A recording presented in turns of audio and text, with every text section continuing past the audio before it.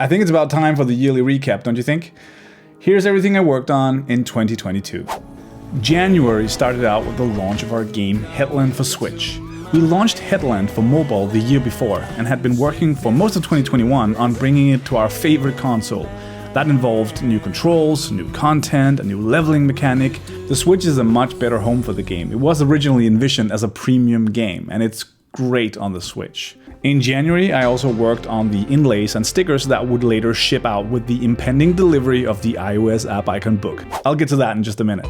In February, I made lots of silly stickers, obviously procrastinating from all of the work I was pouring into finishing the iOS app icon book. I had to make something silly on the side, which turned into a little Gumroad store with stickers like "the graphic design is my passion" and "make cool shit." Here I sold and shipped more than 100 little packages of stickers around the world. There's just something really wholesome about hand packaging all these and walking down to the mailbox in the corner and shipping them out. In March, it was print time for the iOS app icon book. Everything was now finalized and handed over to the printers in Jutland. We spent some time back and forth on dialing in the right color profiles for the book. Icons designed for RGB for screens, they look very different printed on paper. But with some extra care and attention, we were able to hit a very nice balance, and I'm really proud of the accuracy we were able to get. Printing the app icon book was a pretty amazing experience.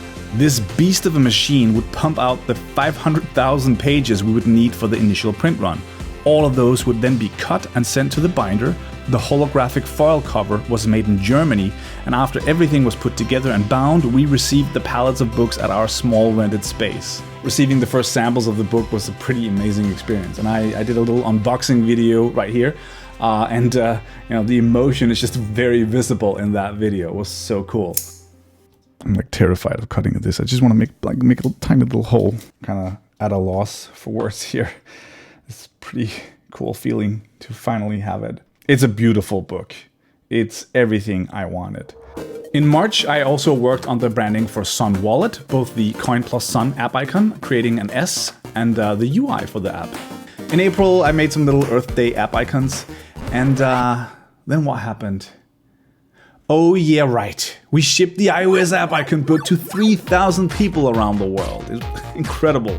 A huge undertaking with Anders packaging up every order individually and shipping them out.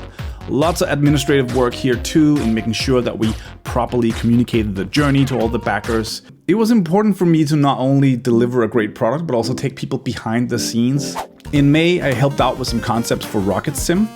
And then we shipped our first DLC to our Nintendo Switch title Conduct Together. Conduct Together has been doing really well with a growing number of players stumbling into it on a sale, and they were asking us for more content. That turned into the Track Pack, which has even more levels, even more trains, even more craziness. And that's done really well too. In June, I worked on some digital passes for the SW Venture. I also worked on an app icon for the app Morning. And then I launched FlareUp.shop, a more permanent home for the physical things that I make. Most obviously the app icon book, but also my stickers and a few other things. Generally, there was a lot of work in moving through the phases of the Kickstarter, fulfillment, and then transitioning that into regular sales, inventory keeping and administrative stuff, and the order of another print run. In July, I went to give a talk at the first conference since the pandemic. I traveled to AppDevCon in Amsterdam and gave a new talk that I had been working on called Celebrating App Icons, which took people behind the scenes on the creation of the iOS app icon book. Honestly, it was great being back to public speaking. I really thought that part of my career had died out with the pandemic, and I made a little vlog from that trip. This is actually hot dog, not hot dog, Hitty. Yes. Is this hot dog? Not hot dog. Not hot dog. What is this? Kroket. Broodje kroket. Then we also launched Headland for PC, Mac, and the Steam Deck, which was a really interesting experience. I worked on a revamp of the Timelines app icon. Then I built the boxy Pixel Game Boy. And then I went on a vacation with the family. Here I built a wooden deck at my mom's Swedish house with my uncle. I am not a handyman, but that was a really interesting experience. In August, I tried to get WeTransfer to ship some custom app icons in their app. And then I worked on some custom app icons for the activity sharing app Any Distance.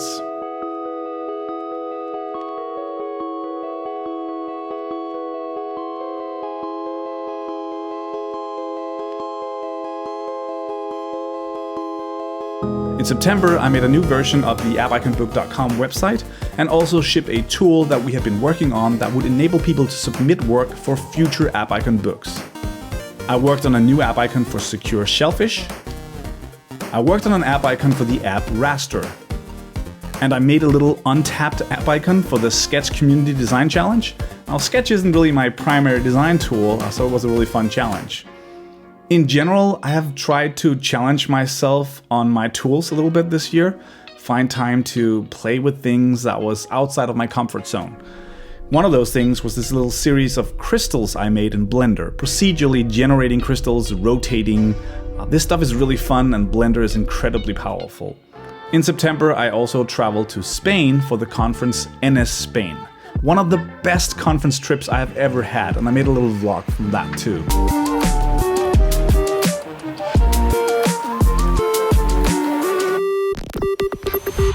And then we got to unveil a client project that we had been working on for a year at Northplay.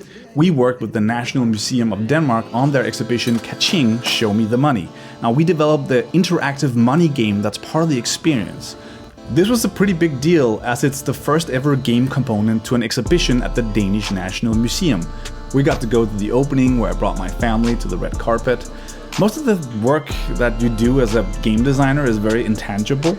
So days like these are pretty special. In October, I traveled to my 8th Adobe Max. Finally back to an in-person event. I'm so humbled to still be part of this massive thing, and I gave a session on app icon design, obviously. This year, I brought my family with me to LA, and we stayed a few weeks, going to Disneyland and making our way down to San Diego. I've spent a lot of time traveling to these things throughout my career, and so being able to bring my wife and 2 kids for this is kind of special. Show them what dad actually does. In November, I made a fun little patch for our winter bathing club, the Valkyries. We also launched Super Planet Life for Switch and PC. It's a really fun, weird game. In December, I worked with my brothers on a fun little AI project called Hero Pack, a service that turns you or someone you know into video game-inspired characters. I designed the branding, the website, UI, and the prompts. It was fun working with my 2 very talented brothers building something together. Really want to do more of that stuff.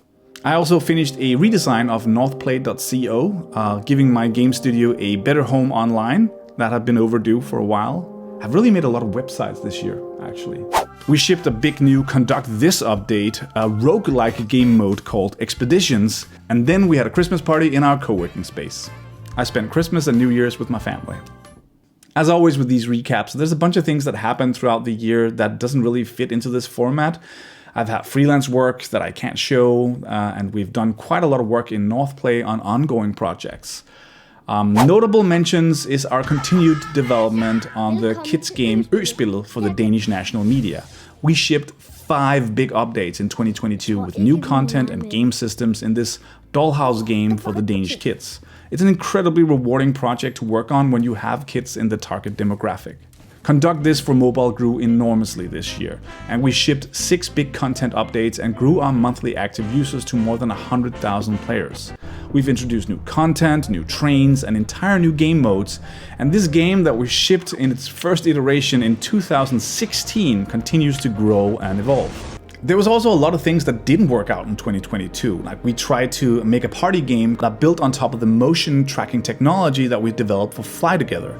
We made a technical demo, but had to scrap it because we couldn't find the right gameplay angle. We also pitched a big dream game to a company that we were super keen on, which unfortunately didn't get picked up. Now these things happen all the time, and I might not always be able to share exactly the how, the what, or the why, but it's something that I spent a lot of energy on in 2022, so I feel like it deserves a mention in the recap. 2022 was a year with both ups and downs. And for all the things that didn't work out, I still look back on 12 months of doing things that I love. In 2023, I have my eyes on new horizons. We've got new projects at Northplay that excites me and that I'm hoping to find new ways to bring into the world. I am also working on a new book, and I hope to continue doing more side projects and freelance work that makes me happy. I think that's it. Let's wrap it up. As always, thank you for watching these recaps. I hope you all have a great and productive year.